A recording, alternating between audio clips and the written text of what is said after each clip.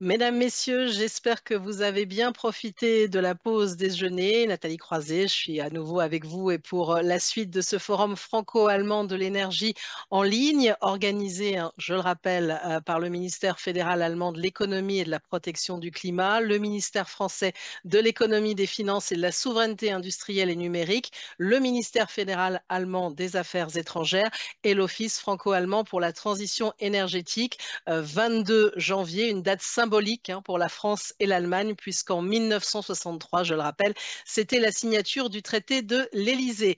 Le thème de cette journée, perspective d'évolution pour le design du marché de l'électricité en Europe. Vous êtes très nombreux à nous suivre, entre 600 et 700, donc on est ravis et bienvenue à tous ceux qui sont avec nous encore. Vous pourrez, je le rappelle, poser vos questions à l'issue des présentations, également des regards croisés que nous aurons cet après-midi et de la table ronde. Je rappelle quand même autant que possible de parler lentement et d'éviter les abréviations pour nos interprètes que je salue à nouveau: Nathalie Pijolet, Bernd Zor, Sébastien Weidmeyer, Hélène Ferguson, Alexander Schmidt et Kate Vanovich.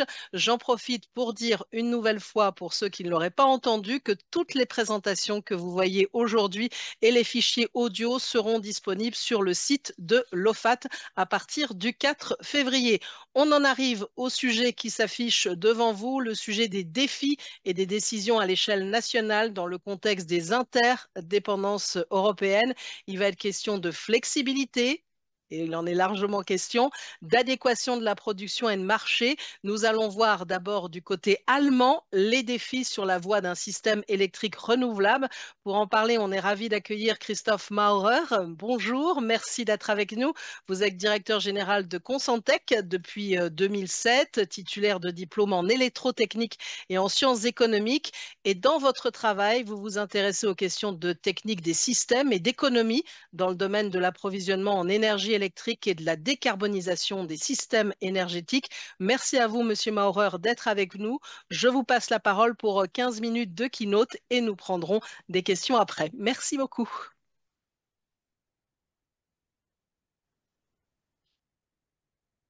Ja, herzlichen Dank, Frau Creuset. Merci Herzlich willkommen beaucoup, auch Madame von meiner Seite. Croiset. Ich freue mich, dass ich hier heute die Soyez les Nachmittagssession bienvenus. eröffnen De ma darf. part également, Ich c'est un werde mit Ihnen plaisir que zunächst eine d'ouvrir cette Viertelstunde séance über einige der de Herausforderungen, mit cet denen sich das deutsche après-midi. Stromsystem Je auf dem voudrais Weg aborder zu avec vous erneuerbarer und aujourd'hui dekarbonisierter Stromversorgung les ausgesetzt défis de diskutieren. l'Allemagne Ich hoffe, ich bekomme das sur nicht la langsam voie reden d'un hin. système Das ist eine énergétique große renouvelable. Herausforderung, J'espère selbst que wenn ich nicht je immer die réussirai à marcher Überzeugung bin, lentement. gerne mich C'est un darauf défi, hinzuweisen, dass ich sinon langsamer reden je soll. prie les interprètes de me le Nächste Folie rappeler, bitte. que je dois parler lentement. Ich habe begonnen oder würde meinen Vortrag gerne damit beginnen, dass ich mit Ihnen auf das Je Jahr voudrais, 2024 anhand dans un ausgewählter Daten premier etwas zurückschauen. temps, Das sind Daten, die in revenir dieser à Form von l'année der Plattform Smart der 2024 Bundesnetzagentur avec des heruntergeladen données de werden la können. Das sind plateforme also alles Smart öffentlich verfügbare Daten. du Und ich würde euh, zunächst gerne auf die régulateur allemand, installierten la Erzeugungskapazitäten im Bundesnetzagentur. Je deutschen voudrais Stromsystem faire und dann auf zwei référence aux ausgewählte Tage, einen capacités im Mai, einen installées im en Dezember, Allemagne et um deux Ihnen mal jours, ganz un kurz jour en mai, un jour die en Herausforderungen décembre, des Systems zu erklären. qui Herr illustrent Postmann en hat fait les vorhin in seinem défis Vortrag lancés au auch schon auf einige système. dieser Elemente Monsieur hingewiesen, aber Poschmann, ich denke, es d'ailleurs, schadet a fait nicht, wenn wir référence à die certains jetzt noch éléments, etwas mais je pense vertiefen. que ce Ich n'est pas beginne mal mit démérité den que de les installierten approfondir. Erzeugungskapazitäten. Je commence Und par die sind les hier im linken capacités de Diagramm production dargestellt, gestapelt installées que nach l'on voit verschiedenen à Technologien. gauche Und zunächst einmal kann en man etwas sehr fonction des Positives différentes feststellen. Wir haben in technologies. Alors tout Deutschland d'abord, un mittlerweile élément très circa positif. Nous avons 180, entre-temps en Allemagne 175, 180 environ Gigawatt installierte 180 Erzeugung gigawatts aus erneuerbaren de Energiequellen. production installée Insbesondere die renouvelable. Solarenergie wächst aktuell sehr Notamment schnell. le solaire se Ende letzten développe Jahres très hatten wir bien. À la fin de beispielsweise l'année die 100 dernière, Gigawatt-Schwelle nous avons tatsächlich dépassé le seuil überschritten, des also mehr 100 als 100 gigawatts Gigawatt installierte en fin d'année Solaranlagen. dernière, donc Gleichzeitig hat es sich d'installations vergegenwärtigt, dass die solaires Spitzenlast in installées. En Deutschland bei même ca. temps, les 85 pics en Gigawatt Allemagne liegt. Das sont zeigt doch à auch die ersten 85 Herausforderungen. gigawatts. Eh bien, cela Kurzfristig montre würde ich déjà Ihre de premiers Aufmerksamkeit aber défis. eher auf den oberen Tout d'abord, je vous demanderai de regarder la partie supérieure de ce diagramme, à savoir ce que l'on voit en brun foncé en noir. Ce sont les capacités de charbon que nous avons encore dans notre bouquet. Ce sont 25 gigawatts de capacité dans l'ensemble qui sont encore sur le marché et qui servent à couvrir les besoins. En même temps, nous sommes en route vers un système décarboné et à l'horizon 2030, nous souhaitons nous défaire de ces capacités fossiles. Ce sont donc 25 gigawatts de capacité de production qu'il va nous falloir remplacer par des ressources pilotables qui peuvent aussi se trouver du côté de la consommation. C'est le premier défi. Deuxième défi, c'est ce que l'on voit si on prend le diagramme du haut. C'est le 12 mai. C'était un des jours avec la plus grosse production solaire et un des jours avec les prix négatifs les plus bas que nous ayons connus. Nous l'avons déjà entendu à plusieurs reprises. Les prix négatifs posent de plus en plus de problèmes dans ce système. Pourquoi? Des prix négatifs pour le consommateur, il peut se demander si c'est mauvais, mais des prix négatifs indiquent qu'un système n'est pas réglé de façon optimale et que des ressources doivent quand même être déployées pour faire face à cette offre. Si on reprend le 12 mai, autour de midi, en début d'après-midi, nous avions des prix qui étaient à 150 € en négatif. En même temps, vers le soir, on est repassé à 100 € par mégawatt en positif. C'est là le premier défi. Nous avons une énorme volatilité au niveau des prix certains jours entre les heures du midi et celles du soir. Équilibrer cette volatilité, par exemple, par des systèmes de stockage sera un des grands défis. Or, il y a un problème croissant qui est le suivant. Sur les installations PV, on a beaucoup de petites installations qui ne sont pas forcément pilotables. Et en raison de cette non-pilotabilité, ils sont indépendants du prix de marché, indépendants du besoin et injectent sans y faire attention et cela pose un problème. Donc en bleu clair, en bleu foncé, on a l'éolien, en jaune le solaire. Pour l'éolien, on voit que l'éolien est déjà un acteur actif du marché. Donc, lorsque les prix sont très négatifs, il y a déjà une baisse d'injection de l'éolien. Ce n'est pas encore le cas du solaire et c'est un des défis. Autre défi, c'est ce que l'on voit en bas, le 12 décembre. C'est le contraire, pour ainsi dire, du 12 mai. C'est un jour où on voit qu'il y a peu de jaune, de bleu clair et de bleu marine. C'est ce que nous appelons en Allemagne la Dunkelflaute, la sécheresse énergétique, donc un jour, notamment en hiver, où il y a du brouillard, un anticyclone avec du brouillard, ça veut dire peu de vent, et puisqu'il y a du brouillard, pratiquement pas d'injection de solaire non plus. Donc, c'est un jour où les énergies renouvelables ne peuvent pas couvrir la demande. En même temps, la demande est élevée en hiver. Et le 12 décembre, cela a fait qu'on a eu des tarifs, pas seulement en Allemagne, mais dans quelques autres pays aussi, dans les 900 € par mégawattheure. Là aussi, on constate une forte volatilité au fil de l'eau de la journée. Le soir, les prix retombent à environ 100 € par mégawatt. Donc là, on est beaucoup plus proche au niveau de prix normal. En même temps, force est de constater que dans une telle situation, on a des défis pour vraiment couvrir la demande. Il n'y avait pas vraiment de risque de fiabilité de l'approvisionnement, mais nous avons beaucoup à importer ce jour-là. C'est ce que l'on voit en vert. Et donc, la puissance de centrales conventionnelles, donc ces centrales ont tourné ce jour-là.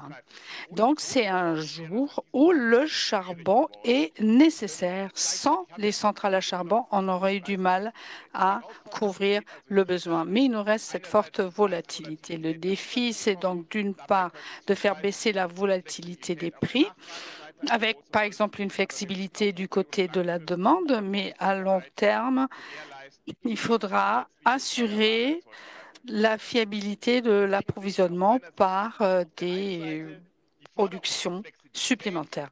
Donc, renforcer la flexibilité, c'est une chose, et d'autre part, garantir l'approvisionnement, l'adéquation des ressources. Ce sont là les grands défis. Il y a une petite erreur en bas. Fostering flexibility and safeguarding adequacy, c'est ce que j'avais prévu. Voilà, on va essayer de modifier cela pour les autres transparents. Alors, je souhaiterais approfondir le volet de la flexibilité. Que faut-il faire en la matière? Le gouvernement a annoncé une feuille de route flexibilité. Et sur cette feuille de route flexibilité, quelques questions devront trouver réponse. Et je voudrais donc les poser, ces questions, et afin que l'on puisse mieux donc avoir quelques clés là-dessus. Premier aspect, le côté de l'offre sur le marché de l'énergie. Je le disais tout à l'heure, notamment les petites installations, notamment les installations en toiture PV, reçoivent un tarif fixe de rémunération. Donc, un tarif qui est toujours le même par kilowattheure d'énergie injectée. Donc, il n'y a aucune incitation à rebondir sur le prix de marché. Qu'il y ait trop de courant dans le système ou pas assez, il n'y a aucune incitation à s'adapter au prix. Donc, il faut travailler sur ces systèmes de rémunération afin qu'ils incitent à un comportement plus adéquat. Deuxième élément, les systèmes de stockage. Il y a d'une part des petites unités de stockage. La plupart des gens qui ont une installation PV en toiture installent aussi une batterie, un système de stockage dans leur cave. Les coûts ont baissé et donc c'est utile et logique. Malheureusement, M. Nimmermann l'a dit, ces systèmes de stockage ne sont pas très utiles pour le système. C'est juste une optimisation individuelle des utilisateurs qui prime, mais il n'y a pas d'incitation pour vraiment s'adapter au système. C'est un grand défi. Deuxième défi, les grands systèmes de stockage. Il n'y en a pas encore beaucoup, mais nous avons énormément de demandes de raccordement. Les GRT viennent de publier qu'il y a plus de 200 demandes pour plus de 200 gigawatts de grands systèmes de stockage qui ne seront pas tous construits. Si on a déjà 10 qui sont construits, c'est très bien. Mais les choses bougent à ce niveau-là. Le défi qui nous est lancé, c'est qu'en fait, nous n'avons pas de signaux pour ces systèmes de stockage, pour leur raccordement, afin qu'ils soient adéquats, adaptés à la situation du réseau. Il en va de même pour l'effacement. Là aussi, il nous manque une incitation pour que l'on s'adapte au réseau. Mais il y a un autre problème. Depuis cette année, les consommateurs ont le droit à un tarif souple, mais la condition technique à cela, ce sont les compteurs intelligents qui permettent de voir la consommation au fil de l'eau. Et là, malheureusement, l'Allemagne a beaucoup de retard sur la moyenne européenne. C'est vraiment un défi énorme ces prochaines années. Il faudra absolument avancer là-dessus pour jeter les bases d'une économie numérique de l'énergie. Mais côté marché, il faut aussi se pencher sur la flexibilité. Et là, ce sont les tarifs de réseau qui incitent plutôt à être non flexibles plutôt qu'à être flexibles. C'est notamment le cas des rabais pour l'industrie électro-intensive. Il y a une rémunération lorsque la consommation est continuelle et pas flexible. On commence à s'y attaquer, mais ce n'est pas une mince affaire et cela va nous occuper intensément.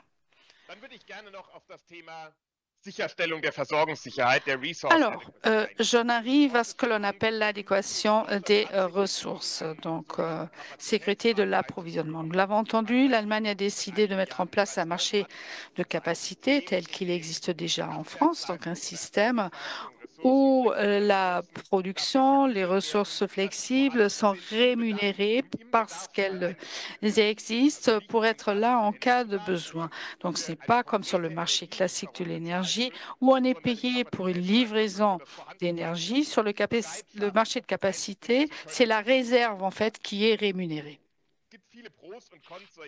Bon, il y a beaucoup d'avantages et d'inconvénients à ce type de design du marché. Mais le défi lancé à l'Allemagne est le suivant. Il nous faut un marché de capacité pour un système en transition.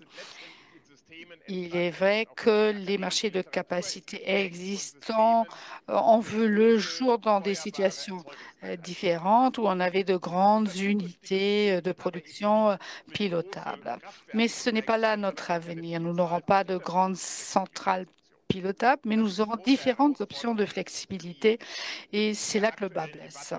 C'est le défi lancé en ce moment autour de ce sujet des mécanismes de capacité. D'une part, il va nous falloir investir rapidement dans de nouvelles capacités pilotables. En même temps, en ce qui concerne les mesures prises pendant les crises énergétiques, il y a beaucoup d'insécurité sur le marché. Donc, il faudra absolument tendre vers une plus grande sécurité d'investissement et c'est l'État, normalement, qui devra passer des contrats avec les investisseurs qui construiront ce type de nouvelles installations, plus l'État que les acteurs de marché. L'État peut, par exemple, proposer une certaine rémunération sur 15 ans. Cela va permettre d'avoir cette sécurité d'investissement. C'est donc là un système central avec un rôle important pour l'État. Mais d'autre part, comment faire en sorte que ce marché de capacité soit adapté à la transition énergétique avec ce bouquet de différentes sources d'énergie qui sont encore très petites, qui ne sont pas encore toutes développées, qui se trouvent aussi du côté consommation? Comment parvenir à caser ces technologies dans les marchés de capacité?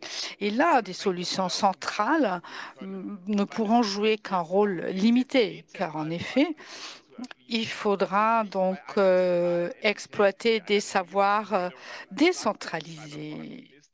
On n'aura pas l'État ou le régulateur et donc cela fait qu'on opterait pour un système décentralisé. En ce moment, le débat tourne autour de ceci. On en parle beaucoup de ce marché de capacité en Allemagne. La proposition qui sera soumise par le ministère de l'Économie voit un marché de capacité combiné.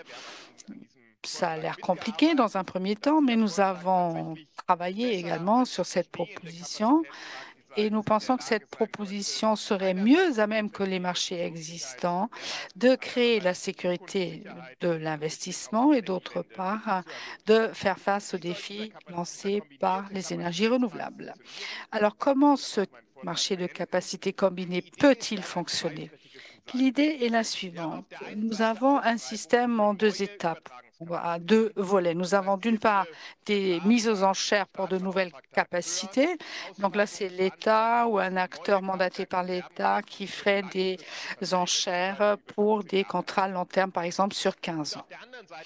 Et d'autre part, nous avons un système décentralisé de capacité. D'ailleurs, la France a de l'expérience en la matière, même si la France, en ce moment, réfléchit aussi à ne plus retenir ce design-là. Mais c'est une approche intéressante parce que c'est du savoir décentralisé existant qui est exploité et les acteurs de marché sont obligés à contribuer grâce à des certificats de capacité. D'où viennent ces certificats de capacité? Il peut s'agir de centrales conventionnelles qui seront certifiées, mais aussi les centrales qui ont fait l'objet donc d'enchères pourraient également être retenus sans avoir une rémunération supplémentaire. Cela se fait dans le cadre des enchères. Donc, nous aurions différentes sources d'où les acteurs pourraient se procurer des certificats. Mais ils pourraient aussi opter pour une flexibilité qui se trouve dans leur périmètre, dans leur portefeuille, d'activer cela afin de réduire leur contribution au pic de production. Donc, soit j'achète un certificat pour contribuer, ou alors la flexibilité que j'ai moi-même peut être utilisée pour réduire la quantité de certificats à acheter. C'est un mécanisme méritoire parce qu'il est difficile de trouver des produits standardisés pour bien définir la valeur de cette flexibilité. C'est un système qui, à la base, était plutôt là pour faire la promotion des grandes centrales et ce n'est pas ce que nous voulons. Nous voulons aussi intégrer les petits. Le débat n'est pas clos. Il continue. Il le fera aussi avec un nouveau gouvernement. Le grand défi, donc sécurité d'investissement d'une part et adéquation à la transition énergétique d'autre part, ce sera une des grandes questions à l'heure de savoir si on souhaite un marché de capacité ou non, quel que soit le prochain gouvernement fédéral. Merci beaucoup. Je suis là pour répondre à vos questions. Merci beaucoup à vous, Christophe Maurer, pour cette présentation. Alors, pour tout vous dire, je suis la gardienne du temps. Donc, il va nous rester 1 minute pour une question, mais je vous pose une question et autant que possible être efficace dans la réponse. C'est le sujet de la consommation d'électricité en Allemagne. Dans les prévisions, on dit qu'à moyen et long terme, elle devrait augmenter en raison de l'intégration sectorielle et de l'électrification. Mais ces derniers temps, on a observé une baisse de consommation. À partir de quand pensez-vous que la consommation augmentera à nouveau? Quel niveau pourrait-elle atteindre en 2030 d'après votre estimation, Christophe Maurer? Die Frage ist nicht trivial zu beantworten. Es gibt auch sehr Pas facile unterschiedliche de répondre à cette question. Il y a des prévisions très différentes. Il y a des raisons différentes à cette baisse. En effet, on était plutôt à 550 TWh de consommation. Là, on en est à 500 à peu près, donc c'est quand même une baisse significative. Il y a deux aspects.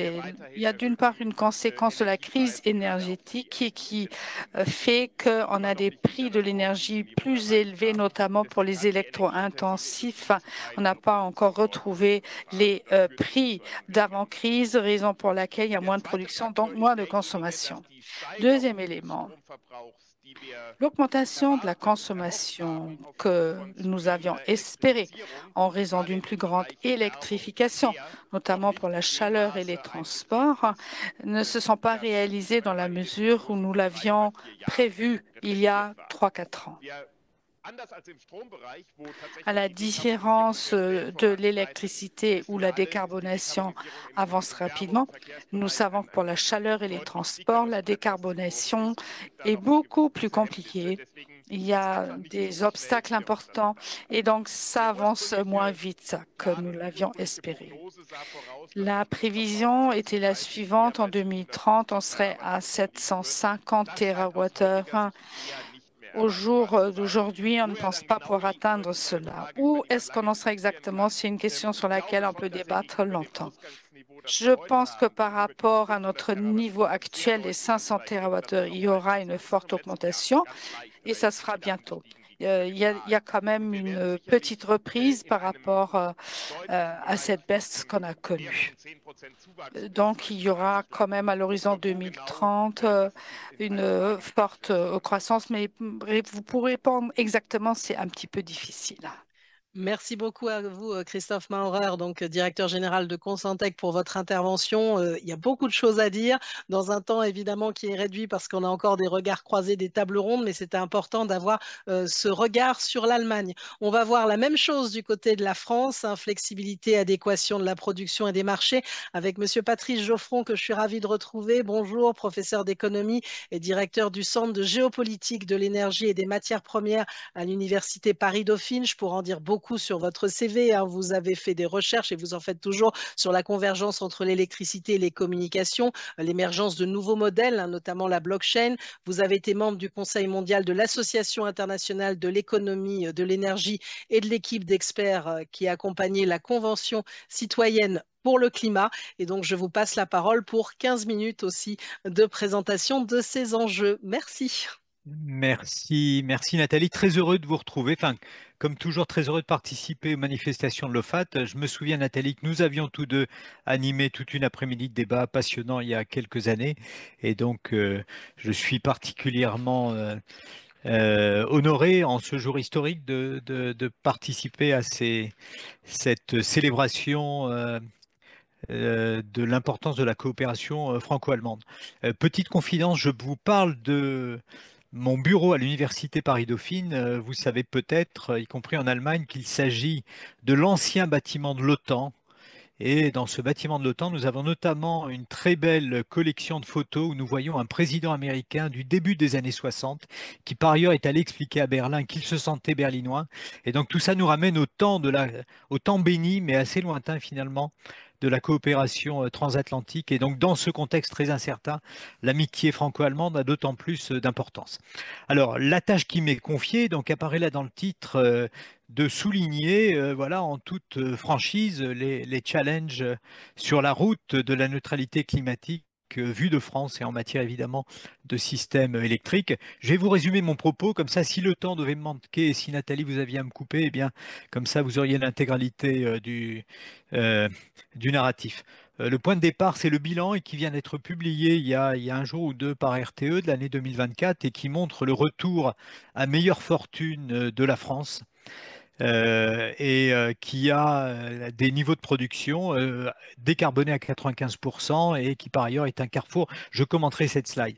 Mais assez rapidement dans mon propos vont apparaître, disons, toute une série de défis, puisque c'est la question qui m'est posée. On va s'apercevoir que par rapport à la perspective française de multiplier par plus de 2 la part de son une électricité dans son mix énergétique. On est à moins de 30% aujourd'hui. Il faudra aller, nous dit RTE, en 2050 à plus de 60%. Eh bien, on observe une série de difficultés. Certaines sont en commun avec ce qui vient d'être commenté pour l'Allemagne. Les difficultés à dynamiser de la demande, c'est-à-dire à opérer les transferts d'usage, ce qui est le premier défi. Et puis par ailleurs, la France a ses défis singuliers.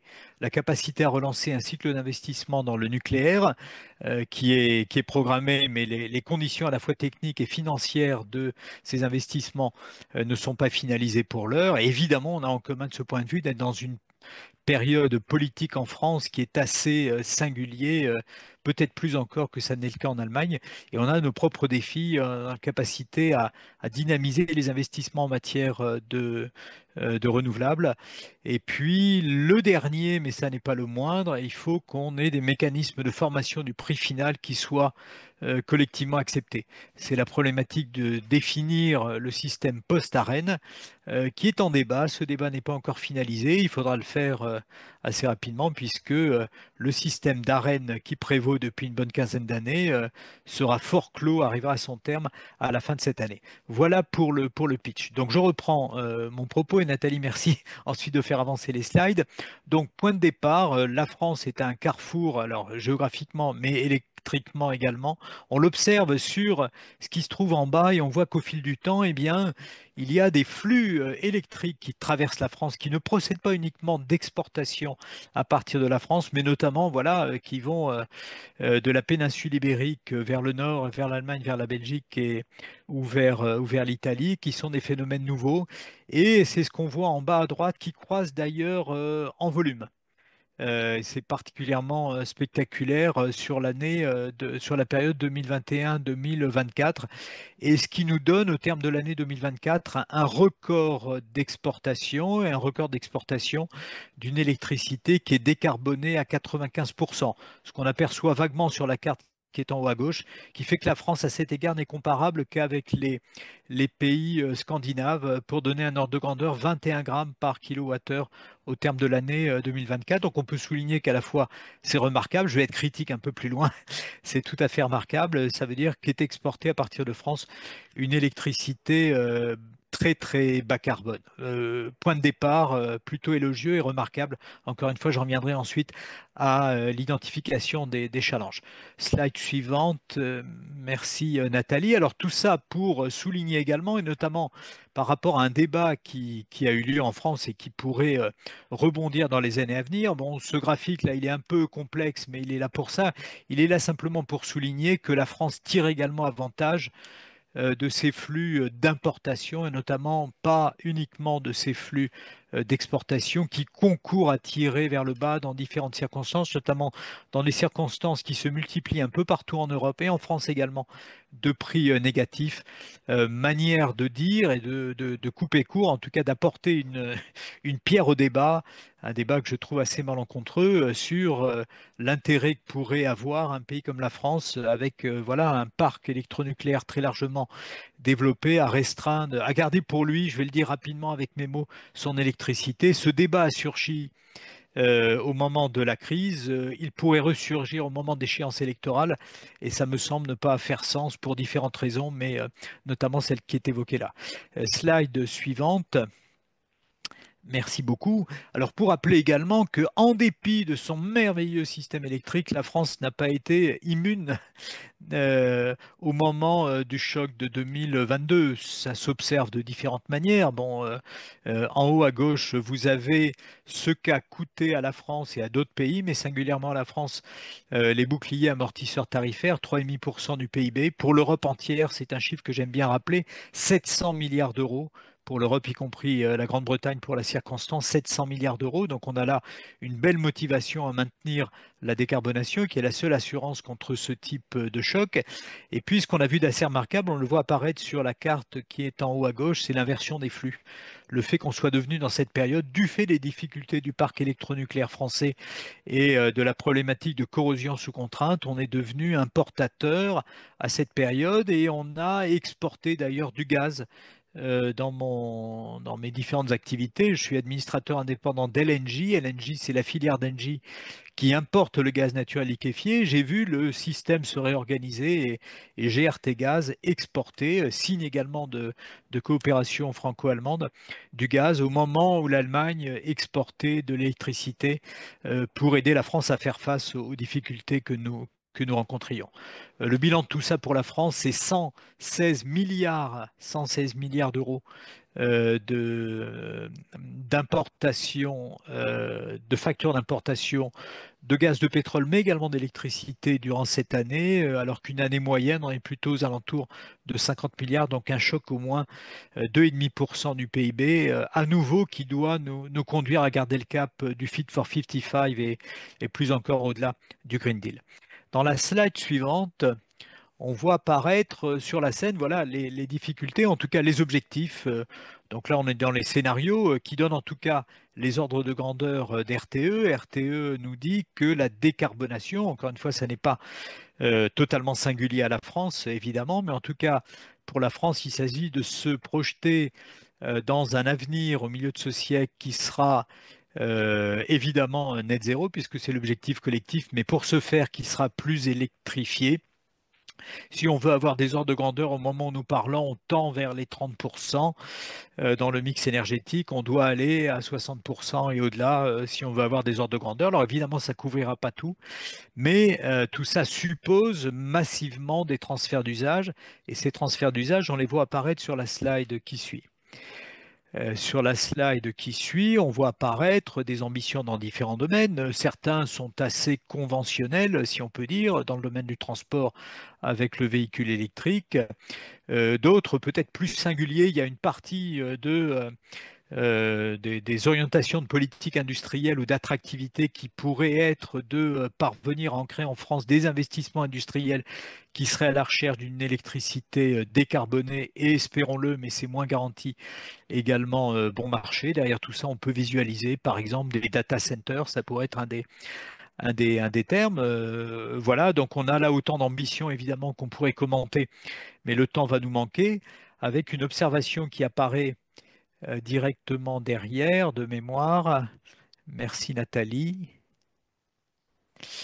Non, elle apparaît un peu plus loin, mais en tout cas, on voit, oui, qu'en tout cas, à plus court terme, donc là, on a un horizon qui est bien plus court que celui que j'évoquais précédemment, puisque dans le cas précédent, on était à l'horizon 2050, donc du Green Deal. À très court terme, ce levier de la réduction de nos émissions de gaz à effet de serre, donc pour aller vers le Fit for 55, hein, on a des défis dans ce domaine pour tenir nos objectifs qui sont pas moindres que pour l'Allemagne, parce qu'il faut multiplier d'un facteur 2 à 3 le rythme de la décarbonation qui a été observé auparavant.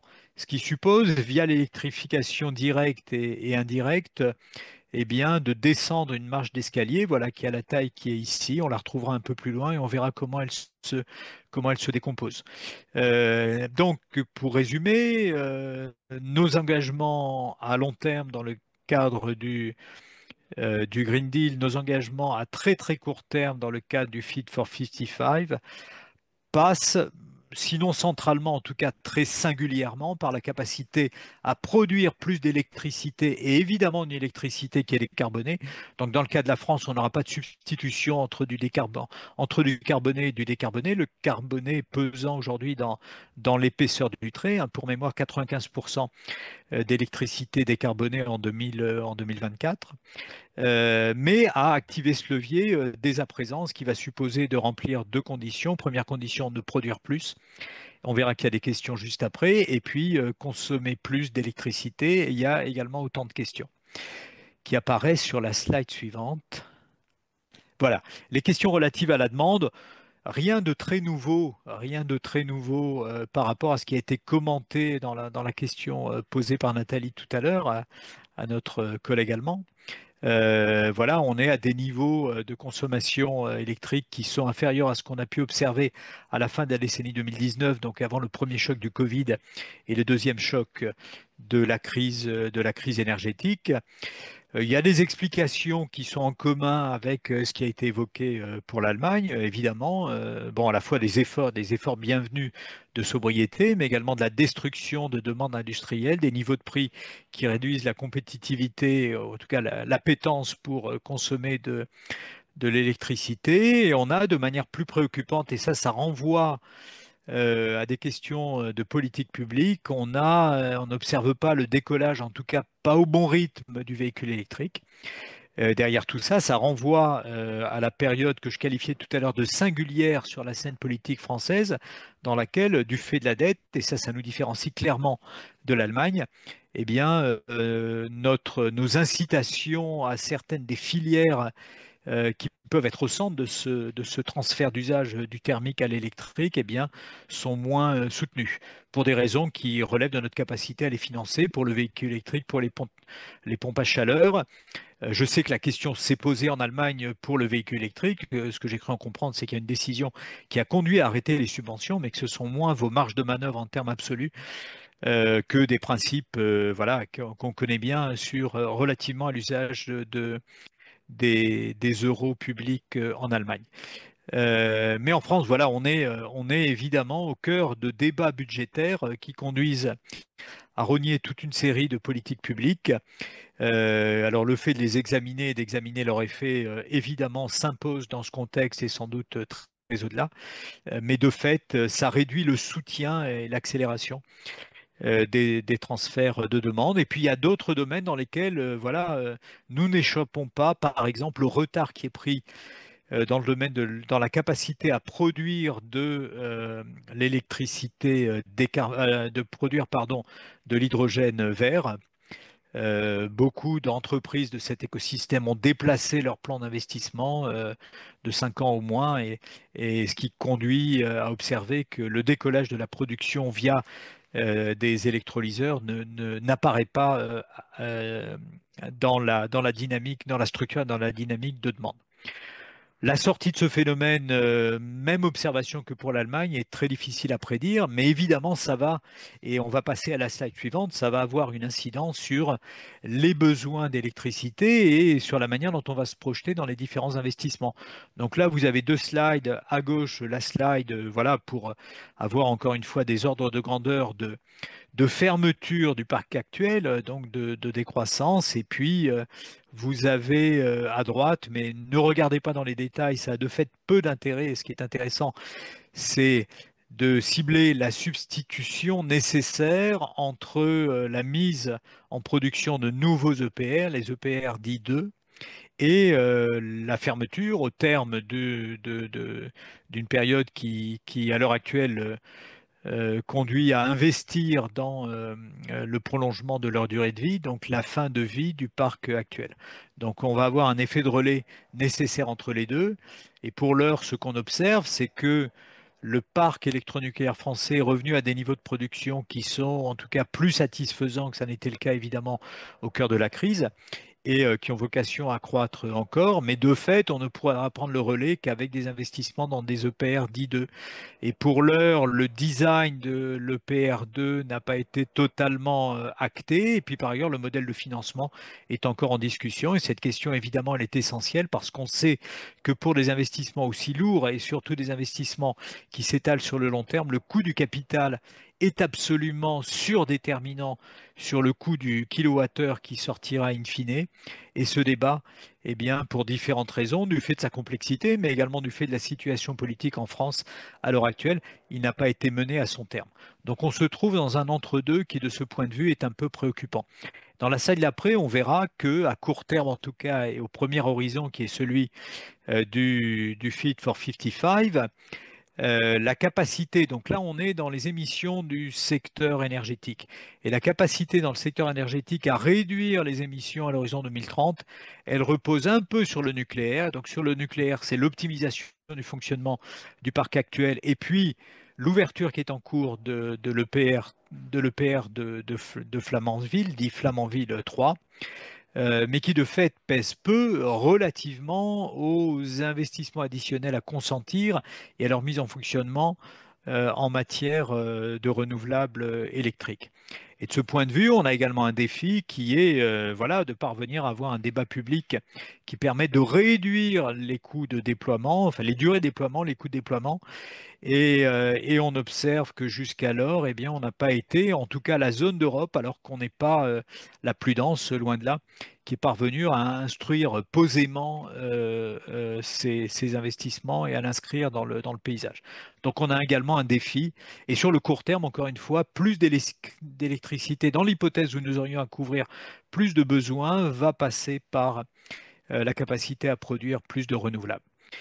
Et ensuite, troisième et dernier défi, il y a la nécessité d'accepter probablement, sur le fondement de tous ces investissements, de consentir à des prix de l'électricité qui seront plus élevés. Si on regarde simplement, et c'est uniquement une base de comparaison, les prix spot au premier semestre 2024, on a toujours cette caractéristique d'avoir en France, par rapport à la plupart de nos voisins, l'Allemagne, les Pays-Bas, si je dis pas de bêtises, j'essaie de lire l'Italie très sensiblement, la Belgique et seule l'Espagne fait exception. Et en tout cas, à cette période, est parvenue à avoir des prix qui étaient plus bas, tout en ayant une électricité qui, elle, est plus carbonée. Donc ça, c'est le contexte. Et ce contexte, il est inscrit implicitement, en tout cas, dans le pacte social en France. Donc accepter d'aller, du fait encore une fois des investissements réalisés, et d'autres le seront évidemment dans le domaine des réseaux, eh bien d'accepter d'avoir, et notamment pour les ménages, un prix de l'électricité qui soit plus élevé systématiquement en France. Et un commissaire du collège du régulateur français prendra la parole après moi, donc je parle sous son contrôle. C'est à chaque fois disons, un psychodrame français. Je parle dans des termes directs, hein, puisqu'il s'agit d'éclairer la coopération franco-allemande. Et donc cette acceptabilité des prix, elle est problématique. Alors elle est également pour des raisons qui sont toutes évidemment recevables, notamment de compétitivité industrielle du côté des électro-intensifs. Ce qui va supposer, ce sera ma dernière slide, et je sais que Nathalie est rigoureuse pour ce qui est d'observer la montre, ce qui suppose donc dans cette slide, qui est simplement là pour marquer ce débat sur le post-arène, donc pour pour mémoire, l'Arenh, c'est le mécanisme qui a été imaginé à la fin des années 2000 et mis en œuvre à partir de 2011, de telle manière à allouer une partie de ce qu'on a appelé à cette époque la rente nucléaire, à allouer à des concurrents potentiels d'EDF, de telle manière à pouvoir ouvrir le marché français à la concurrence. Et donc, on est là dans des mécanismes de régulation dits asymétriques dans lesquels on traite différemment les nouveaux entrants de l'opérateur historique. Il se trouve que ce système, il est en débat pratiquement depuis sa création, sa mise en service, et plus encore dans la période la plus récente, puisqu'on a finalement des besoins, des niveaux de souscription qui sont allés au-delà. Ce système, il est en redéfinition. Je n'entrerai pas dans les détails, mais enfin, ce qui est en gestation, mais qui également n'a pas encore été totalement finalisé, eh bien, va conduire à imaginer différents paliers. Le palier de base étant à 70 euros du mégawattheure, hein, alors que voilà, dans le cadre de l'Arenh tel qu'il est là, on était à une quarantaine d'euros, donc il y a un saut. Et puis avec des mécanismes de redistribution à nouveau Vous de me la rente. voyez? Vous me Oui, voyez, Patrice, parce que là, oui. vous débordez le temps et je voudrais vous poser une question. Ok, très Donc, bien. Donc, vous m'avez dit que je pouvais très bien, intervenir. oui, tout à Merci. fait. Et donc la conclusion, c'est dire qu'il voilà, il y a un défi à redéfinir ce mécanisme qui prévaut depuis 15 ans. Question, merci. Merci beaucoup, Patrice Geoffron. Vous avez très bien fait. On parlait des abréviations. L'ARENH pour accès régulé à l'électricité nucléaire historique. Vous nous l'avez raconté, donc il n'y a pas de souci, même s'il y a évidemment beaucoup de personnes qui nous suivent qui sont au courant des sujets énergétiques. Je vais juste vous poser une question en tant que directeur du Centre de géopolitique. On a entendu parler dans la dernière campagne électorale en France, selon certaines forces politiques, elles avaient l'idée de se retirer du marché intérieur européen de l'électricité. Réalisable, quelles seraient les conséquences? Une minute pour répondre. Ah, j'ai pas besoin d'une minute. Donc je pense que ce serait une folie. Alors une folie pour l'Europe et une folie pour la France. Voilà. Et bon, je pourrais développer, ça prendrait plus de temps. Mais il me semble, en tout cas, ce qui est assez préoccupant dans cela, c'est le fait que c'est un discours qui est audible. Premièrement, c'est un discours qui peut se coupler également avec du bashing des renouvelables. Et certains partis, on les reconnaîtra, nous disent arrêtons les renouvelables et faisons 20 EPR. Ce qui pose à minima un problème de concordance des temps parce que ne pas faire des renouvelables, c'est ne pas répondre à un accroissement de la demande en matière électrique qui, elle, devrait, si tout va bien, se manifester d'ici quelques années. Et donc, c'est finalement se condamner à dépendre des moteurs thermiques et se condamner peut-être à racheter du gaz à la Russie. Donc si c'est le projet politique, il faudra le dire, mais en tout cas, ça me paraît une folie, à la fois en termes politiques, en termes économiques et en termes techniques également. Écoutez, merci beaucoup Patrice Geoffron, professeur d'économie et directeur du Centre de géopolitique de l'énergie et des matières premières. On pourrait parler évidemment de tous ces sujets très longuement, donc merci à vous tous de vous prêter à l'exercice dans un temps restreint, on va dire. C'était bien d'ouvrir aussi sur le contexte politique qu'on a aussi évoqué évidemment en introduction. Merci beaucoup. On passe à présent à un regard croisé avec là encore un défi. On a environ 20-25 minutes pour en parler. Là aussi, un sujet très vaste dont on a parlé dès ce matin, un réseau électrique et flux transfrontaliers d'électricité en France et en Allemagne. Pour en parler, on est ravi d'accueillir Annegret Grubel, qui est la directrice du département international à l'Agence fédérale allemande des réseaux. Merci beaucoup d'être avec nous. Je crois savoir, vous avez peut-être des petits soucis de cache. J'espère qu'il va fonctionner et que nous n'aurons pas besoin d'intervenir pour des petits soucis de son. Tout va aller bien. Ich hoffe auch, Et dass Sie mich hören. Können Sie mich gut hören? yes, Vous oui, oui, m'entendez Okay, bien? Vous gut. m'entendiez bien? oui, oui, je vous entends bien. Parfait. Merci beaucoup. Je vous pose une Gut, question dans un danke schön. instant. Ja, Et, guten Yvan, Tag. Ich freue mich sehr. et Genau. Yvan, Merci et, beaucoup, je suis très heureuse d'être là. merci à vous. Et Yvan Faucheux, bonjour, merci d'être là, membre du collège à la Commission de régulation de l'énergie, la CRE. On en a beaucoup parlé, parmi les leviers privilégiés pour atteindre les ambitions de l'Union européenne. L'accroissement de la production des énergies renouvelables et l'électrification des usages occupent une place centrale. Ces deux orientations ont un préalable, la montée en puissance significative des réseaux électriques. C'est pourquoi nous avons créé cet échange. Là encore, on va faire en sorte de prendre, si on le peut, une ou deux questions à l'issue. Alors, j'ai une question pour les deux. Je commence par Madame Grubel. Quel rôle justement, les flux transfrontaliers d'électricité jouent-ils dans la sécurité d'approvisionnement des deux pays et comment sont-ils intégrés dans les calculs des scénarios qui concernent l'adéquation de la production? Ja, vielen Dank für die Frage. Bonjour Und et ich merci kann pour cette nur question. anknüpfen an das, was auch gerade der Je Vorredner schon rebondis gesagt sur hat, ce que die l'orateur enorme Bedeutung précédent a dit, des cette grenzüberschreitenden Handels signification für essentielle die du commerce Stabilisierung der transfrontalier Netze, aber pour la natürlich eben stabilisation des auch réseaux, mais für aussi die pour, Versorgungssicherheit. bien évidemment, la Deutschland sécurité und d'approvisionnement. Frankreich Et l'Allemagne et la in diesem France, Sinne eine Art dans ce komplementäres sens, System, comment dire, was über ont des das systèmes europäische Verbundnetz complémentaires eben dann den qui, die par Basis des grenzüberschreitenden Handels, le das biais ja die du Basis des réseau grenzüberschreitenden Handels ist, compilé européen, sozusagen funktionieren kann. forme la Und base deswegen en ist es quelque extrem sorte wichtig, de ce qui peut alle fonctionner. Et c'est pourquoi il est Maßnahmen complètement, jetzt durchzuführen, die sich aus dem neuen complètement important Strommarktdesign von de mettre en 2024 œuvre ergeben, den toutes ces mesures qui ont été grenzüberschreitenden Handel, décidées die à partir du design Kapazitäten 2024, le business stabilisieren und transfrontalier, zu stabilisation steigern, des wo es nötig ist, capacités, um diese interconnexion, Vorteile, diese pour que Wohlfahrtssteigerungen durch den ces grenzüberschreitenden avantages, Handel ces atouts, zu grâce au commerce realisieren zu transfrontalier, können. Und puissent vielleicht vraiment noch être einen mis à profit. Hinweis, bevor ich Et zum peut-être zweiten Teil der encore Frage komme.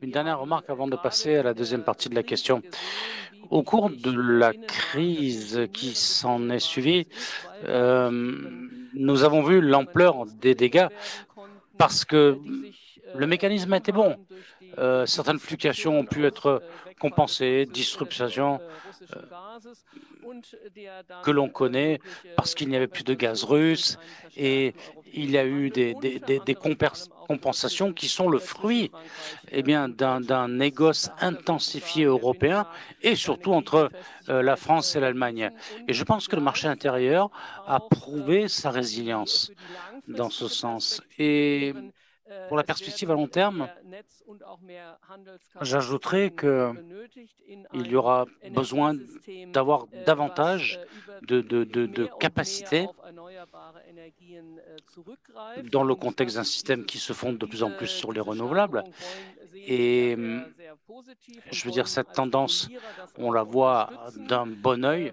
Et en zur tant Erreichung eben der qu'autorité de Dekarbonisierungsziele. réglementation, l'Agence Halten wir das fédérale für des extrem réseaux, wichtig und für nous allons dans unerlässlich. ce Und auch sens. dieses C'est très System important, c'est même indispensable. erfordert immer Et mehr nous und mehr pensons que eine ce système starke Verflochtenheit, exige einen funktionierenden davantage Binnenmarkt d'interconnexion, de dient natürlich réseautage. zugleich auch der Versorgungssicherheit, auch Et bien der sûr, ça va dans le sens de la sécurité d'approvisionnement, d'une sécurité d'approvisionnement moins chère, Und das wird auf der europäischen ce Ebene qui, au mit niveau dem européen, Resource Adequacy Assessment, wie es so avec schön la heißt, fameuse évaluation des ressources européennes, wo eh bien, Daten ce sera aus pris en den compte dans le Netzen und den calcul et Verbräuchen des aller données provenant europäischen des réseaux, des Länder consommations einfließen de und tous hier les dann pays versucht wird, européens diese seront pris zu en compte optimieren, in dem Sinne, wie ich es eben pour essayer, bien dargestellt habe, évidemment, dass man gemeinsam d'optimiser, à savoir über ce que je den disais Handel précédemment, und die que Regeln, die das ensemble, Verbundnetz erfordert, grâce aux damit der Handel échanges, au funktioniert, commerce, grâce à eine l'interconnexion, kostengünstigere nous Versorgungssicherheit für alle arrivions à herstellen une kann. Also das sécurité ist sozusagen d'approvisionnement moins miteinander chère verknüpft, pour tout le Herstellung der monde. Tout cela est Versorgungssicherheit lié. und Donc, la Binnenmarkt, sécurité Funktionstüchtigkeit in der d'approvisionnement, Kostenfrist, aber auch ganz besonders marché in der intérieur, Erneuerungsfrist. Also diese Sachen interconnexion, wirken et tout ça sozusagen sur le long terme. Je veux zueinander dire, oder tous zu ces facteurs se anderen. rejoignent en Das quelque wird part. dann in dem L'un jeweiligen conduit à l'autre. nationalen Et Resource Adequacy je Assessment pense que dans les mit évaluations einbezogen in des die Berechnung. ressources nationales, il en sera tenu compte. Alors, Yvan Faucheux, je vais vous faire réagir évidemment à la même question. Je pense que vous allez évidemment dans le même sens que Madame Grobel et savoir un peu comment, du côté de la France, hein, ça peut s'intégrer dans les calculs des scénarios. Pardon, j'allais rajouter bonjour à tous, pardonnez-moi. J'allais rajouter deux idées par rapport à ce qu'a dit Anne-Grethe. La première idée, c'est déjà aussi un réseau plus étendu, c'est un réseau plus résistant en termes de stabilité de fréquence. Il faut imaginer le réseau comme une grosse toile d'araignée Et donc, quand il arrive un pépin, c'est un moucheron qui tombe dans la toile d'araignée. Si vous avez un petit réseau, bah, fatalement, vous ne pouvez pas avoir des gros pépins. Et quand vous avez un très gros réseau, et c'était un des enjeux d'ailleurs de l'extension du réseau européen, dont le cœur, entre guillemets, de la zone synchrone, c'est quand même la zone core entre la France et l'Allemagne, eh ben, vous avez un réseau qui d'abord est plus résistant quand il y a un incident sur le réseau, pour la tenue de fréquence, parce que un grand réseau, ça vous évite les blackouts, c'est déjà un élément à rappeler. Il y a un deuxième élément, c'est effectivement des réseaux, des interconnexions, ça permet de faire converger les prix. Alors, c'est un sujet, et Patrice l'a un peu évoqué, mais pour mettre un peu les pieds dans le plat, vous me connaissez Nathalie, et pardonnez-moi par avance. Oui, quand on est un pays exportateur, eh ben, les prix pour le consommateur ont tendance à monter quand il y a des interconnexions, puisqu'on exporte de l'électricité, et donc quelque part, on exporte vers un pays qui nous l'achète plus cher, et donc ça fait monter les prix.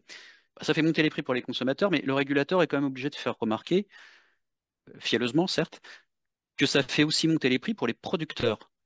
Et que donc l'électricité possède cette vertu par rapport à d'autres énergies fossiles, c'est que c'est un système financier, entre guillemets, à somme nulle à l'échelle de ce qu'on regarde.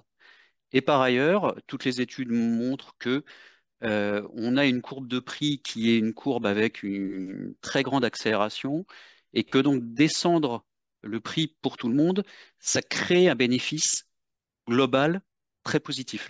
L'ACER, qui est l'agence de coopération des régulateurs européens, a fait quelques estimations du bénéfice des interconnexions. Alors, c'est un scénario extrême, zéro interco versus ce qu'il existe aujourd'hui. Et on était tombé effectivement sur des prix de plusieurs milliards, voire plusieurs dizaines de milliards d'euros de bénéfices communs. Effectivement, ça ne répond pas à la question. Ce bénéfice commun, où est-ce qu'il retombe?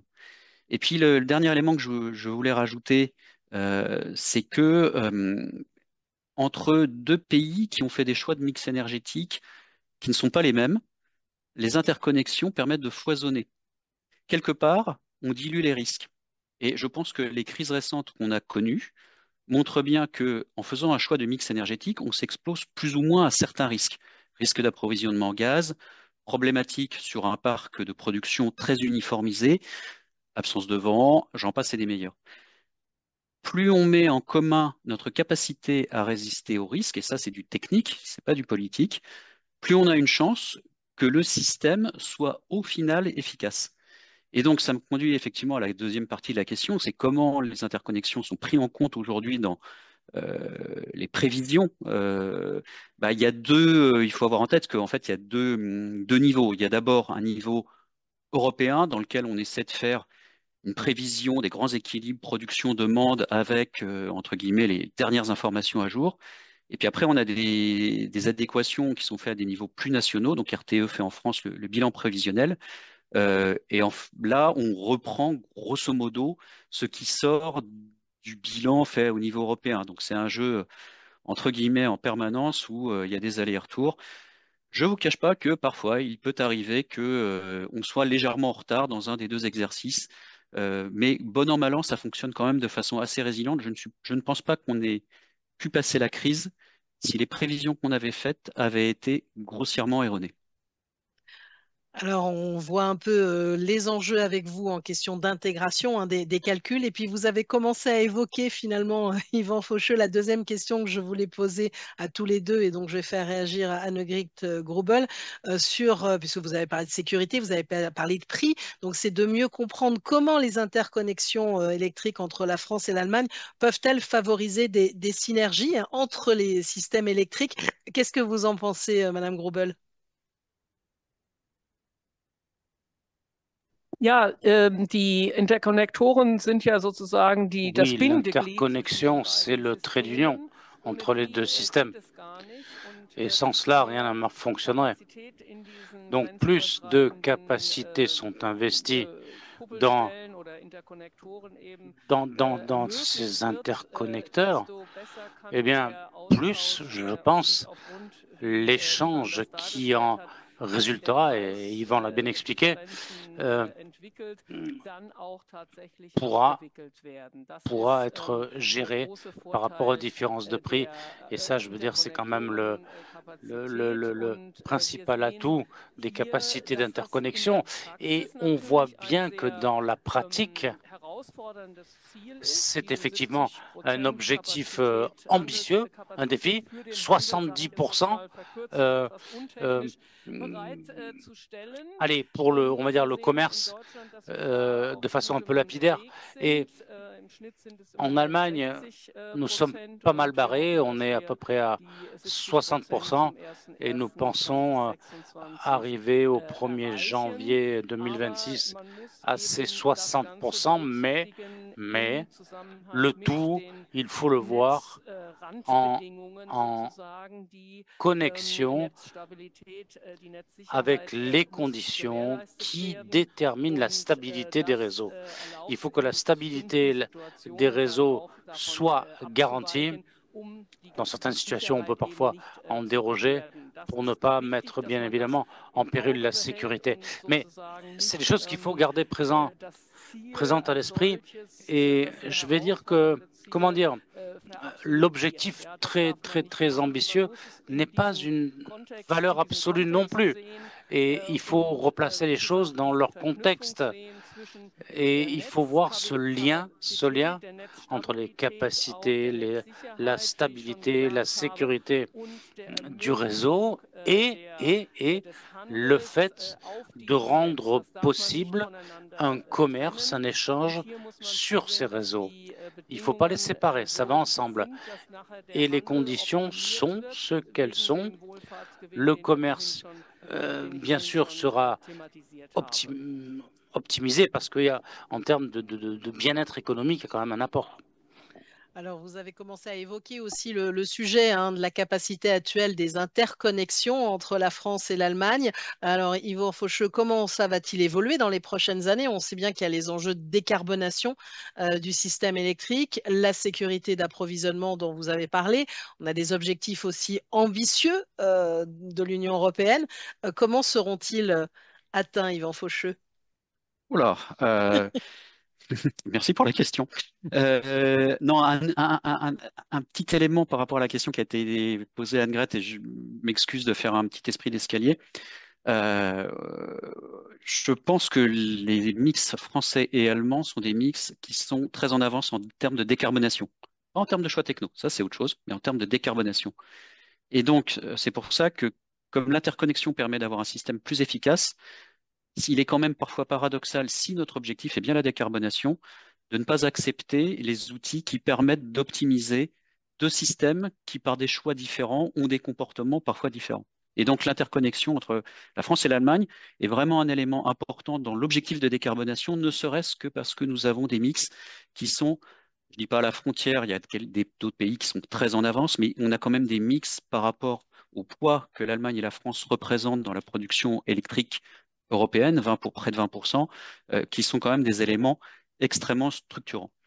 Alors, il y a une autre, à la question de y a-t-il des besoins d'interconnexion entre la France et l'Allemagne? Je vais répondre de façon assez brutale. On a beaucoup de projets d'interconnexion. Un régulateur, il voit toujours un projet d'interconnexion arriver avec un œil un petit peu suspicieux parce que une interconnexion, c'est un coût certain pour un bénéfice qui n'est pas forcément tout à fait certain, puisqu'il faut arriver à se projeter à long terme et que la personne qui est capable de me sortir le prix de gros du Yearly 2037 au centime d'euro près est prié de prendre contact avec moi très rapidement. Il m'intéresse beaucoup. Donc, une interconnexion, c'est un coût très massif. On a en France beaucoup d'interconnexions avec beaucoup de pays. Et c'est vrai que quand on fait les analyses, le renforcement de l'interconnexion avec l'Allemagne, c'est quand même la zone ou l'interconnexion qui intuitivement présente le moins de regrets, je dirais, c'est celui pour lequel il y a une analyse coût-bénéfice la plus évidente. Et donc, on a un certain nombre de projets de renforcement. Alors, en plus, c'est des renforcements, ce n'est pas des nouvelles lignes. Par exemple, sur l'axe Mühlbach-Eichstätten et Vigi-Urtelfangen. Et ça, pour nous, c'est des projets vraiment prioritaires en termes d'interconnexion parce que, d'une part, ce n'est pas les projets les plus chers. Ouf. Et d'autre part, ça permet de relier deux pays qui, dans un objectif de décarbonation, présentent quand même, je dirais, et là on fait tourner des scénarios à longueur de journée, présentent quand même un bénéfice, je ne dis pas quasi assuré, mais extrêmement important. Après, il y a un dernier élément, c'est l'Union européenne a fixé un objectif de 70% de disponibilité des interconnexions. Alors, le régulateur rajoute quand ça fait sens, parce que une interconnexion qui est disponible alors même qu'il n'y a pas de différentiel de prix, on peut parfois se poser la question à quoi ça sert. Mais c'est pour le régulateur français aussi un élément important. Il faut qu'on ait une approche intelligente de la maximisation des disponibilités d'interconnexion. Une approche intelligente parce qu'il existe un niveau de disponibilité au-delà duquel en fait, on est obligé de surinvestir, on a des coûts trop importants et au global, le consommateur ne s'y retrouve pas. Mais il y a aussi des niveaux de disponibilité en deçà desquels on peut quand même considérer que l'interconnexion ne remplit pas tout à fait son rôle d'arriver à faire converger les prix et de rendre un bénéfice collectif plus important pour tous les consommateurs de l'Union européenne et notamment des deux pays interconnectés. Et là, on parle de la France et de l'Allemagne. Alors, je vais faire réagir Anna-Grit Grobel à ce que vient de dire Yvan Faucheux, puisque vous avez rappelé les objectifs de l'Union européenne, 70% de disponibilité des interconnexions. Est-ce que vous pensez qu'on pourra les atteindre? Ja, wir müssen es erreichen, aber ich stimme Il faudra bien, mais je suis d'accord avec Yvan. À 100%, à 100%. Il faut le faire de façon intelligente. Voilà. Hein? Pas, et je le disais, pas que ce soit une fin en soi. Il faut le faire de façon intelligente, subtile, pour que l'utilité, entre guillemets, qui résulte de ces 70% soit quelque chose qui puisse être réaliste et réalisable avec l'adaptation des prix, etc., et l'effet de bien-être matériel, que tout ce qui peut en découler soit vraiment au rendez-vous et que ça ne soit pas, je le répète, une fin en soi et que ça ne produise pas, dans le pire des cas, des coûts encore supérieurs, parce que ça, c'est important aussi. Et tout à l'heure, on en a parlé brièvement, on l'a abordé. C'est vraiment la voie que nous empruntons et il y aura une montée en puissance progressive au niveau des investissements pour l'interconnexion et ça aussi, eh bien, dans les calculs, dans l'approche, il faut en tenir compte. Ça n'est pas quelque chose qu'il faut forcer. Hein. Il ne faut pas passer avec violence. Il faut que ce soit bien préparé, bien pensé, qu'il n'y ait pas de coûts non prévus qui pourraient en résulter. Et ce que je pense aussi, c'est que ce qui est important, c'est qu'il n'y ait pas des hésitations. Je sais que c'est un processus compliqué. Les exploitants des réseaux sont à bord. Hein. Il y a eu des retards, oui, nous le savons, mais ces retards ne doivent pas non plus s'éterniser, ce qui engendrerait encore une fois un surcoût. Et je pense que les besoins en termes de demande, les besoins de demain sur la structure de l'offre doivent pouvoir suivre pour que les capacités puissent être mises à disposition dans ce laps de temps prédéfini grâce aux investissements consentis. Et pour compléter, je pense que de développer des capacités sur des endroits déjà donnés, comme Yvan l'a bien expliqué avant moi, Ensdorf, Reichstetten, et que l'on regarde bien où est la valeur ajoutée pour toutes les raisons que nous avons évoqué précédemment. Et quand ce genre de projet décolle, entre guillemets, en temps et en heure, ça nous rapproche de l'objectif et ça nous donnera la véritable valeur ajoutée de tout ce projet. Parce qu'il y a des coûts, bien sûr, annexes qui résultent de goulots d'étranglement, de redistribution, de redispatch, etc. Ça, c'est des coûts qu'il faut, bien sûr, diminuer, mais les deux côtés s'attellent à combattre contre ça. Alors, des coups, je vois arriver déjà une première question pour vous deux de la part du public, mais j'avais des questions parce que Yvan Faucheux, vous parliez notamment, voilà, vous voyez arriver beaucoup de projets, ça veut dire des coûts, des investissements nécessaires aussi. On parle de mécanismes européens aussi pour financer ces infrastructures. Quelques mots complémentaires quand même sur ces sujets d'investissement et de coûts. Oui, alors d'abord des ordres de grandeur à avoir en tête.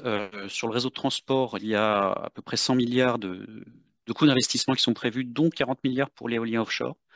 Et donc, quelque part, avoir en tête que l'éolien offshore représente dans les coûts d'investissement des réseaux un élément important. L'offshore, c'est intéressant puisque c'est dans l'eau et que aucun pays d'Europe ne possède vraiment de mer intérieure. Et donc, il y a bien un sujet offshore interconnexion qu'il va falloir à un moment remettre sur la table. Après, il y a des idées de mécanismes de partage de coûts. Alors, en gros, on partage les coûts en fonction des bénéfices prévus sur les 60 prochaines années. L'expérience qu'on peut avoir, c'est que c'est déjà très, très difficile de se mettre d'accord à deux sur des scénarios très divergents.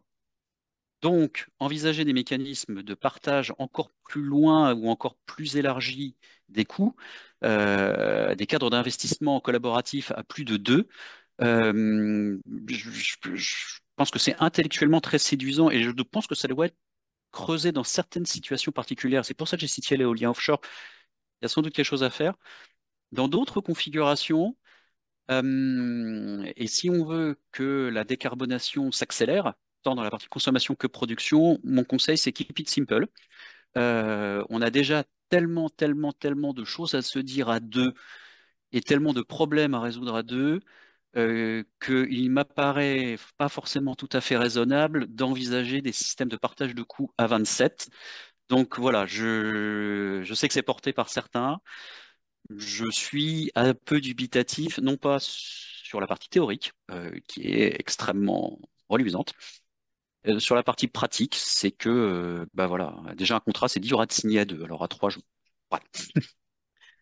Peut-être faire réagir Annette Grobel à ce qui a été dit sur ce mécanisme européen et les difficultés peut-être soulevées par Yvan Faucheux. Mhm.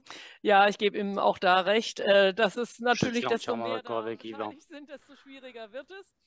Plus il y a de parties Ich glaube, prenantes, plus was c'est ich an compliqué der à Stelle gérer, noch c'est évident. ergänzen würde, ist, Peut-être es pour compléter tout es ça, gibt einige une chose, Mechanismen, il genauer y a des genommen mécanismes, gibt es schon drei, also einen il y en a 3 pour Cross-Border être Cost précis, Allocation Mechanismus, ce der fameux mécanisme im d'allocation des Zusammenhang coûts mit transfrontaliers, bestimmten hein, on le europäischen connaît, Mitteln, also aus dem avec des Connecting Europe moyens Fund zum Beispiel, européens qui angewendet viennent werden du muss, Fonds die d'interconnexion Vor- und européenne Nachteile da zu à berechnen appliquer und auch pour Beteiligungen calculer les eben avantages, les von inconvénients Ländern, et pour die von einem solchen approcher Projekt la participation de certains profitieren, pays qui dort pourraient dann profiter entsprechend de ce projet.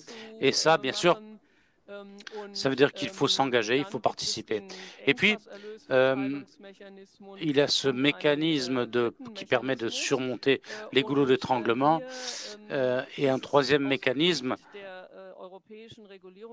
Et là, du point de vue de l'autorité européenne de réglementation, ce qui est important, c'est d'avoir vraiment une approche globale, holistique, pour voir si ces 3 mécanismes, on ne pourrait pas les regrouper ou les positionner de façon plus systématique afin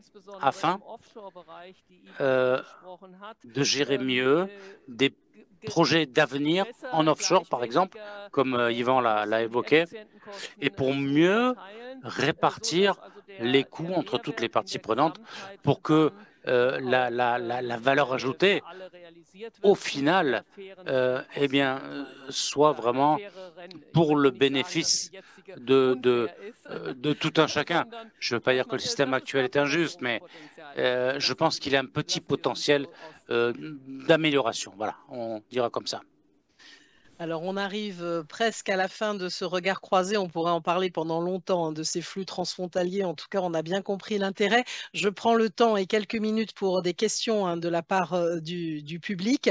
Je commence par vous, Yvan Faucheux, avec une question qui concerne le développement des énergies renouvelables. Donc là, on ouvre au-delà des réseaux pour les deux questions que j'ai posées. Donc pour vous, Yvan Faucheux, quel rythme de développement d'énergie renouvelable sera nécessaire pour répondre à la demande croissante en électricité avant que le premier EPR2 soit mis en service? Voilà, question, alors, question qui excède très largement les pouvoirs d'un régulateur, puisqu'un régulateur ne se prononce pas sur le mix énergétique. Ce qu'un régulateur peut vous dire, c'est deux points d'éclairage. Alors, le premier point d'éclairage, c'est qu'il est toujours très difficile de prévoir la consommation, puisque dans la question, il était pour pouvoir atteindre les niveaux de consommation tels que prévus. Et on se plante de façon assez régulière dans l'estimation de la consommation, à la hausse comme à la baisse d'ailleurs. Et alors, ma deuxième question, mon deuxième éclairage, ça va être de dire, bon, compte tenu du fait qu'effectivement, il y a un calendrier de déploiement des EPR2 qui est ce qu'il est, et je crois qu'on ne peut pas faire grief à l'opérateur historique d'essayer de faire en sorte que ce soit le plus rapide possible. En revanche, si jamais, entre-temps, l'électrification de notre pays arrive, ce qui par ailleurs augmente la souveraineté de notre industrie, puisque, comme je le disais tout à l'heure, l'électricité en Europe est produite en Europe, alors que le gaz et le charbon en Europe sont plus minoritairement produits en Europe, surtout pour le gaz. Si on a à un moment une consommation qui augmente assez fortement, puisqu'on a un secteur économique qui se développe, est-ce que prendre l'option de brider ce développement, soit de la consommation, soit industrielle, soit individuelle, parce qu'on n'aura pas anticipé le développement ou le déploiement de nouvelles unités de production, est-ce que c'est un choix tout à fait raisonnable? Enfin, le marché étant ce qu'il est, si à un moment il y a de la surproduction, les prix sont bas. Mais si à un moment il n'y a pas d'investissement dans la production, les prix sont hauts. Donc c'est un système qui s'auto-accélère ou s'auto-freine très naturellement. Si vous faites de la surproduction, oui, les prix seront bas, oui, les producteurs ne sont pas forcément très contents, mais d'un autre côté, ça accentue l'augmentation de la consommation. Pour le dire autrement, c'est un mauvais moment à passer. Alors, mauvais moment qui peut durer longtemps, hein. Je ne suis pas en train de dire que c'est forcément un chemin pavé de roses. Mais d'un autre côté, si on n'a pas investi dans la production décarbonée, alors on peut se retrouver avec des prix élevés, un frein au développement économique ou un frein à l'acceptation ou à l'utilisation des usages électriques qui sont essentiels pour atteindre la décarbonation et de façon adjacente une certaine autonomie énergétique, ce qui dans le monde géopolitique actuel, et ça c'est un point de vue personnel et pas celui du régulateur, je ne sais pas si l'autonomie vis-à-vis des grands autres blocs géopolitiques mondiaux sur la base d'une coopération franco-allemande ne sera pas un atout essentiel dans les années qui viennent. On aurait pu aussi en parler de cet aspect géopolitique. En tout cas, merci à vous à la fois pour l'opinion personnelle et le point de vue du régulateur. Madame Grobel, donc une question, si possible, une réponse en 2 minutes parce que nous allons bientôt marquer la pause. Alors là aussi, il est question de sécurité d'approvisionnement. D'après la Benetza, l'Allemagne Also bin ich dispose d'un haut niveau de zwischen allen und sécurité der Versorgungssicherheit. d'approvisionnement. Je vais reprendre la question. L'Allemagne dispose d'un haut niveau de sécurité d'approvisionnement. Celle-ci estime également qu'entre 2025 et 2031, il n'y aura pas de déficit dans la sécurité d'approvisionnement en électricité, même en cas de sortie du charbon anticipé en 2030. Quelles pourraient être ces mesures pour la période 2025-2031? Pas facile en 2 minutes.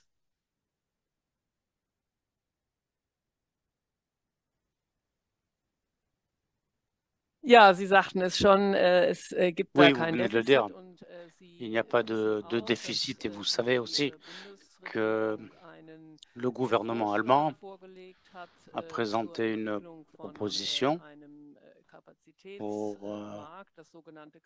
le développement d'un marché capacitaire, la fameuse loi de sécurité d'approvisionnement par les centrales de production d'énergie, qui contient tout un tas de dispositions, de mécanismes pour garantir cette sécurité d'approvisionnement et pour garantir également, je dirais, la pérennité des investissements pour le profit de centrales décarbonées.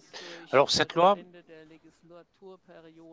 due à la fin de cette période de législature, a été gelée, mais je crois qu'on est d'accord là-dessus. Il y a unanimité. Il est nécessaire, il est indispensable, sous une forme ou une autre, de recourir à ce type de mécanisme, de créer du moins cette possibilité pour, je le répète, à long terme, garantir la sécurité d'approvisionnement dans un contexte décarboné. Écoutez, merci beaucoup à tous les deux d'avoir parlé évidemment des réseaux électriques, mais de beaucoup d'autres sujets. Annegret Grobel, directrice du département international à l'Agence fédérale allemande des réseaux, et Yvan Faucheux, membre du collège de la Commission de régulation de l'énergie. On va donc marquer une courte pause de 15 minutes et on va se retrouver pour la suite et la fin de ce forum franco-allemand en ligne avec une table ronde qui va reprendre un peu tous ces sujets. On va voir comment associer la sécurité d'approvisionnement, la rentabilité et la durabilité en France et en Allemagne. Retour donc à 15h35 pour la suite de ce forum franco-allemand. Merci à vous pour votre écoute. À tout de suite.